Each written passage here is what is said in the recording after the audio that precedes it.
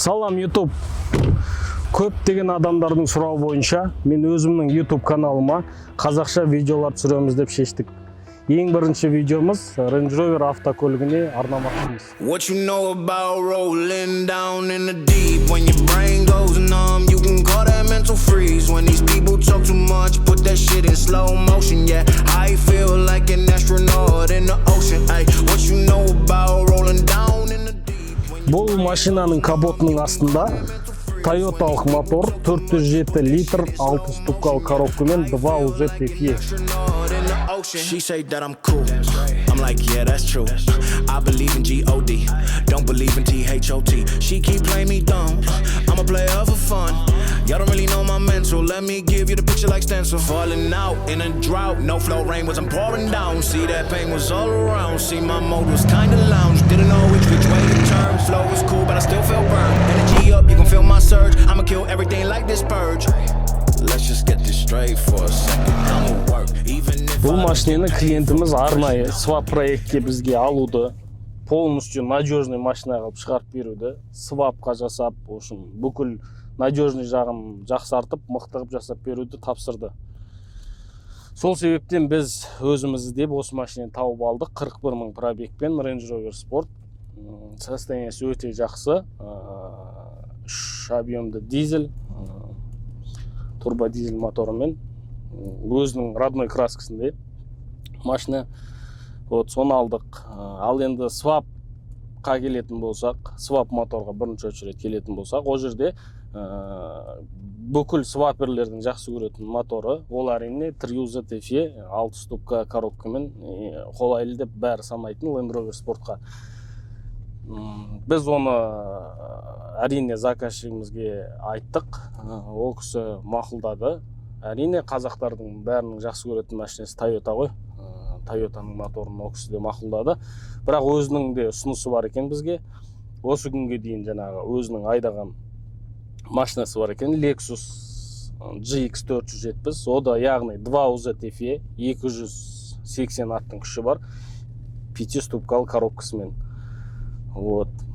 Соны бізге ұсынды проект ретінде, осын салып берсеңдер қалай болады деп.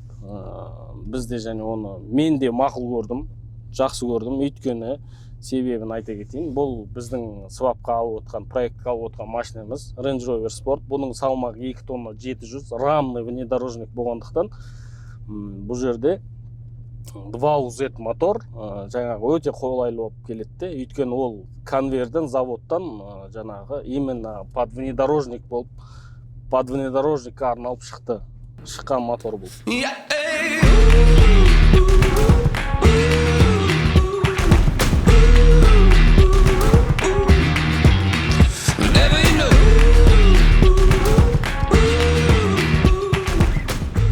Ары қарай келсек, машинаның бүкіл мүмкіндіктерін қолдану үшін Range Rover Sport'тың T-Response'тың полный возможностьтарын алу үшін бізге өзінің разраткасын қалдыруды жөн көрдік Range Rover Sport'тың. Сол себептен өзіміздің досымыз араласып жүрген реаниматор автодағы Димаға хабарластық. Хабарласа келе, Дима бізге жаңағы 2UZ-тің коробкасының Land Rover Sport'тың разраткасына қосудың тиімсіз екенін бізге жеткізді. Өйткені дайын комплекттің болмауы, оны жасатудың бізге уақыттан көп шегеретіндігі бізге жаңағы минус болып келді де. Ол біріншіден, екіншіден Range Rover Sport'тың мына жерде өзінің рычагында жаңағы 6 ступкалы коробкасы болғандығы бұрындықтан и Tiptronicпен жаңағы ручной переключение болғандықтан 2UZ 470-тің коробкасының бізге қолайсыздығы тағы да осы жерден туындады.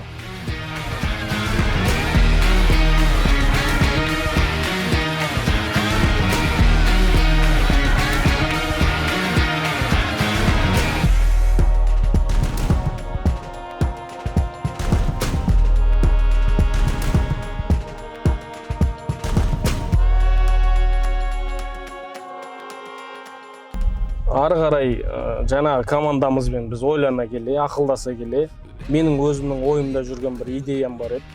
Сол идеяны осы жерде қолданып көруге бізге мүмкіндік туды. Осыдан 1 жыл бұрын Мәскеу қаласында Enva Motors'та болғанда Василийдің 2UZ моторы мен 3UZ коробкасын қосу идеясымен бөліскен еді. Соны қазір өзімізде қолданып көретін мүмкіндік болды.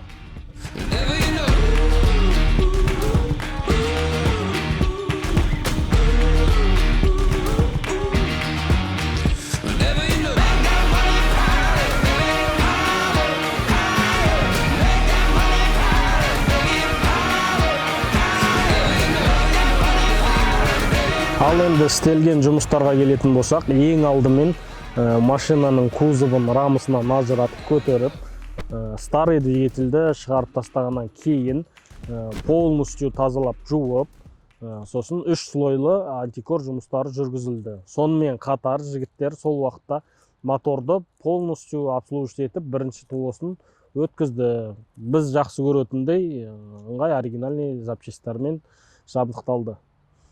Тағы да бір айта кетерлік минусы бар. Бұл Range Rover Sport'тың иелері түсінеді менің айтып тұрғанымды. Бұл жерде активный стабилизатор деген тағы да бір үлкен минусы бар. Ол стабилизатор, если істен шығатын жағдайда, осылай кузовты көтеріп рамадан ажырату керек каждый раз. Сол үшін біз оны да ескеріп, активный стабилизаторды удалить етуге шештік. Оның орнына механический стабилизатор орнаттық.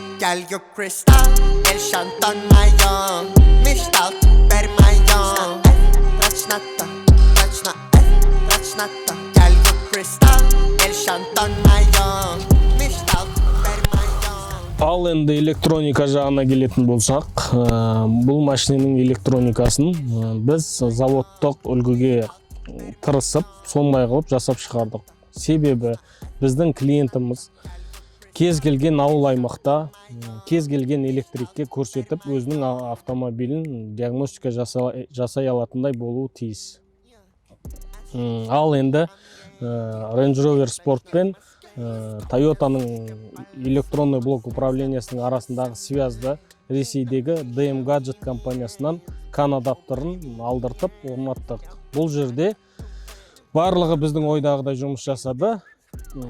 Бір ғана минусы болды. Ол жаңағы басын алдындағы сөзде айтып өткендей, біз активный стабилизаторды удалить етудің сол жерде минусы болды да, осы жерде ошибка шығып, активный стабилизатордың машина Range Rover Sport полностью жаңағы аварийный режимде жұмысын жалғастырды. Сол себептен біз ары қарай ойлана келе Омсктағы досымыз Александрға ұсыныс жасадым. Жаңадан CAN адаптер жасап шығу жөнінде бізге лайықты қып.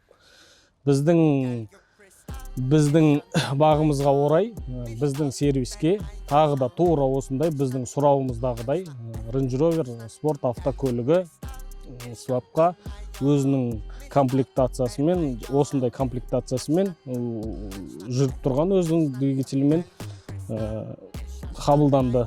Соны полностью сканерден өткізіп, осында Алматы қаласындағы біздің тағы да бір досымыз, партнеріміз GoSwap-тағы Алимнің көмегі арқылы жаңағы керекті сигналдарын Александр досымызға жіберіп, осындай тағы да басқа CAN адаптерге қол жеткіздік. Қазір бағанадан өздеріңіз көріп тұрғандай, машина полностью жаңағындай өзінің штаттық режимінде жұмысын жалғастыруда.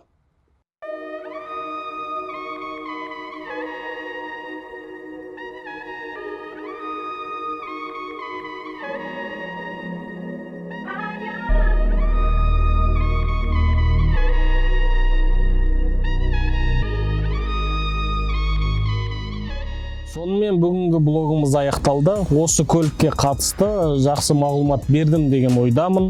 Сұрақтарыңыз болса комментарияға қалдырыңыздар. Осындай блогтар енді болып тұрады. Каналға жазылыңыздар. Ал жақсы онда.